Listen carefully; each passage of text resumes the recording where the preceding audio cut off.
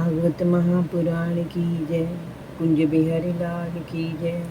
राधा रानी की जय। भगवान श्री कृष्ण के सभी भक्तों को राधे राधे। जय श्री कृष्ण।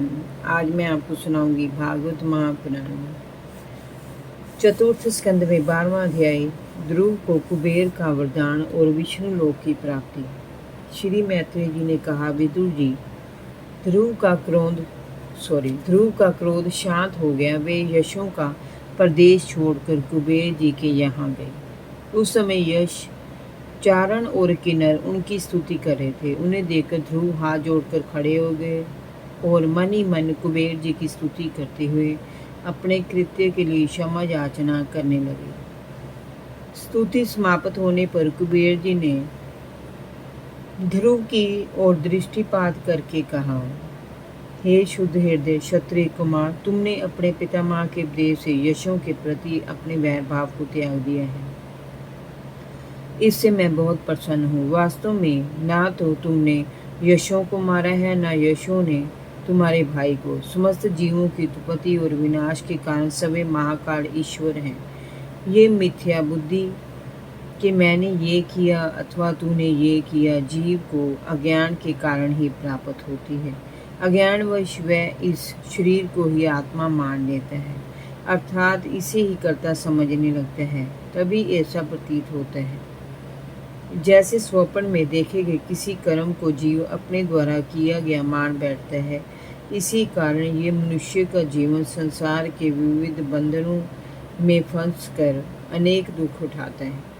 ध्रुव, अब तुम जाओ और भगवान की आराधना में अपना समय व्यतीत करो। भगवान तुम्हारा कल्याण करेंगे। तुम्हें संसार के इन बंधनों से मुक्ति पाने के लिए श्री हरि की आराधना करनी चाहिए। श्री हरि में तुम्हारा ध्यान हर समय रहता है, ये मैं जानता हूँ, किंतु इस समय तुम श्री हरि के चरण कमलों को भूले हुए हो। जाओ, उनका स्मरण करो। निरसंदेह तुम हरि भगत हो। तुम्हें जिस वर की कामना हो वह मुझसे मांग लो। विदुर जी, जब यशराज कुबेर ने ध्रुव से इस प्रकार वर मांगने के लिए कहा तो ध्रुव ने उनसे श्री हरि की खंड समृद्धि बनी रहने का वरदान मांगा। श्री कुबेर जी ने ध्रुव को आशीर्वाद दिया और वे अंतर ध्यान हो गए। ध्रुव जी भी अपनी राजधानी लौट गए। वहाँ रहते हुए ध्रुव ने बड़ी बड़ी दक्षिणा वाले यज्ञों से भगवान यज्ञ पुरुष श्री हरि विष्णु की आराधना की। उनकी कृपा के प्रभाव से ध्रुव सभी प्राणियों में उनकी ही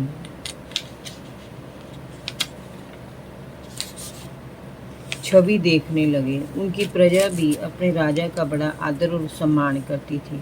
इस प्रकार ध्रुव ने सांसारिक भोगों का त्याग करके न्यायपूर्वक 36,000 वर्ष तक पृथ्वी पर शासन किया। अंत में उन्होंने अपने पुत्र उत्कल को राज सिंहासन का उत्तरदायित्व सौंप दिया और समस्त भौतिक बंधनों को स्वप्नवत समझकर वे बद्रिका आश्रम चले गए। वहाँ उन्होंने पवित्र जल में स्नान कर अपनी समस्त इंद्रियों को शांत किया और मन को वश में कर लिया।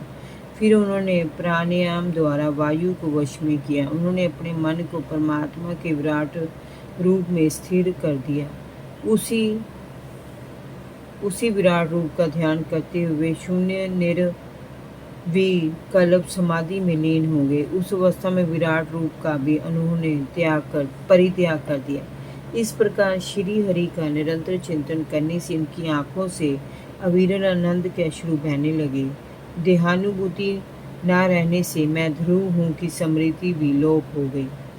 उसी समय ध्रुव जी ने आकाश से एक बड़ा ही सुंदर विमान उतरते देखा। उसकी अद्वितीय प्रकाश किरणों से 10 दिशाएं आलोकित हो उठी। उस यान में चतुर्भुजधारी भगवान के 2 पार्षद सुनंद और नंद विराजमान थे।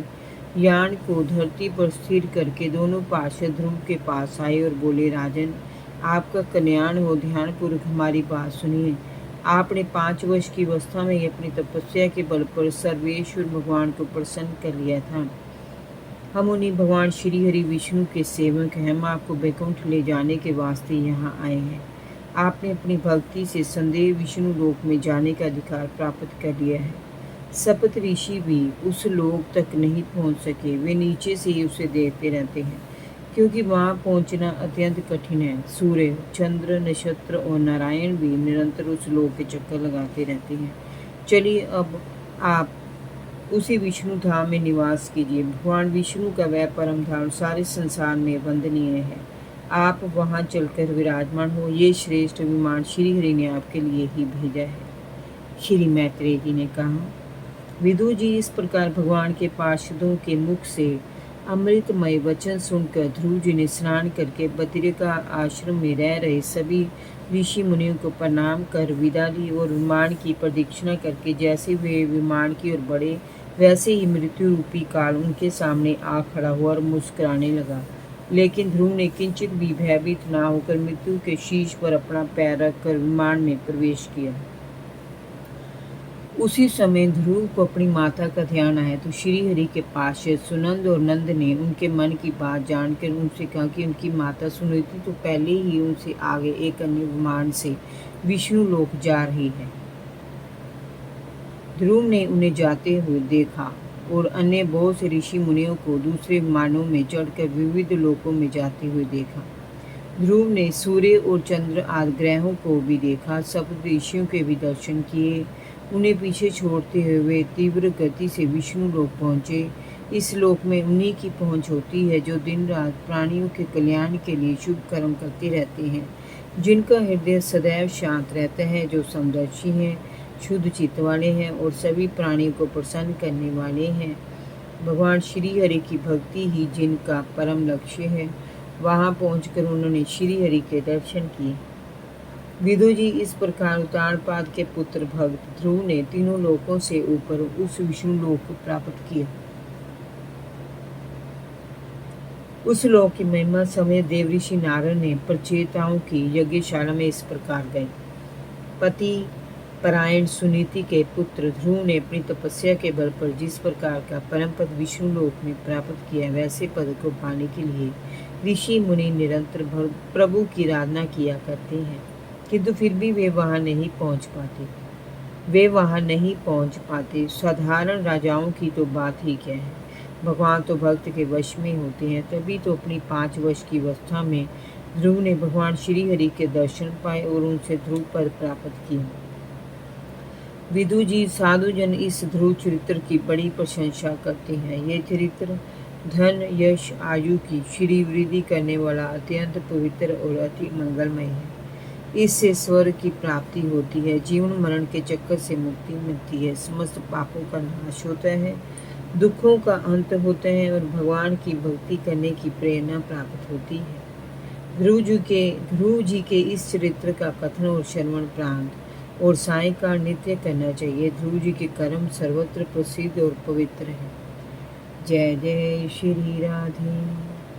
भागवत महापुराण की जय। कुंज बिहारी लाल की जय।